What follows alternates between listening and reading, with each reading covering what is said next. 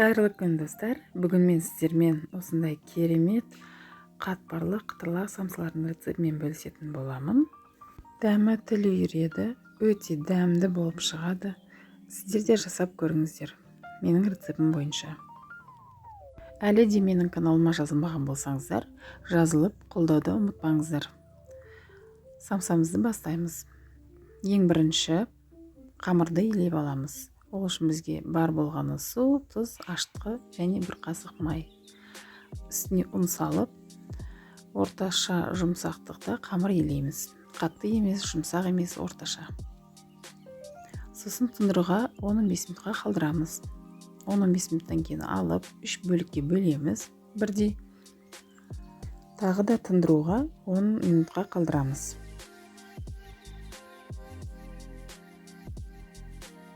Мен самсалардың арасына жағу үшін кәдімгі қарамалдың шыжғырықтан жасалған майы және сұйық май шамалы, сосын кішкене маргарин қосамын.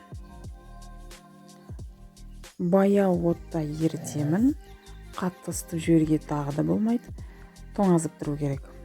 Енді қамырларды жайып бастаймын. 3 қамырды осылай бірдей етіп жайып, арасына жаңағы дайындаған майымызды жағып,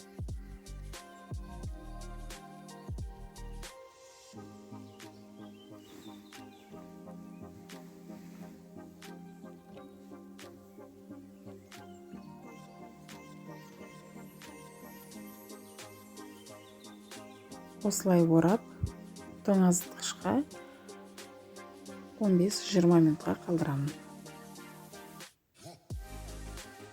Енді салмасын дайындаймыз. Ол үшін пияз, картоп және ет. Етті мен фарш емес, осылай кубиктеп турап, майдалап солай қостым. Картопты да өз қалауыңызша білесіз, қоссаңыз да болады, қоспасаңыз да болады. Енді дайын болған қамырымызды аламыз. Кішкентай осындай бөліктерге бөлеміз. Өз формасын жақсы ұстап тұр.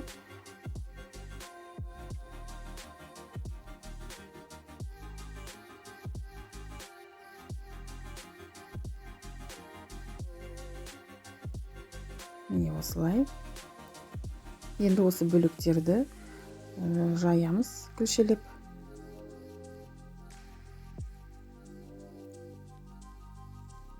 Салмасын салып,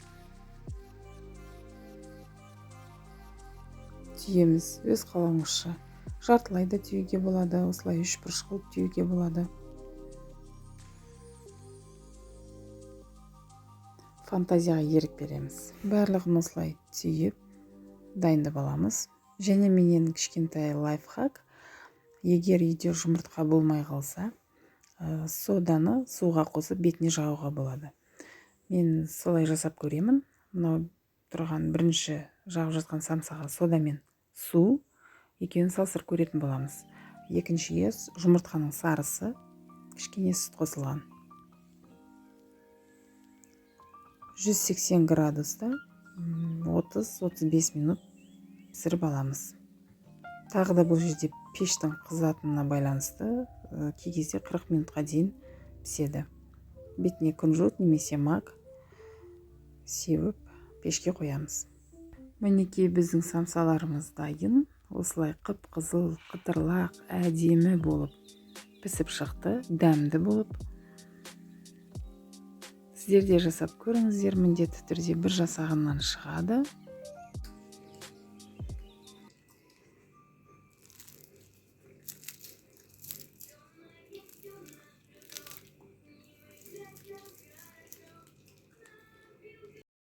Ал енді біздің лайфхакты тексеріп көреміз. Мұнда жұмыртқа жағылған самса қып-қызыл, жып-жылтыр болып, әдем болып шықты. Кішкене жұмсақтау болады екен. Ал мұнда сода мен су жағылған самса керемет болып шықты. Осылай қытырлақ болып, бұл да осылай қып-қызыл болып шықты. Кәделеріңізге жарасын, ас болсын.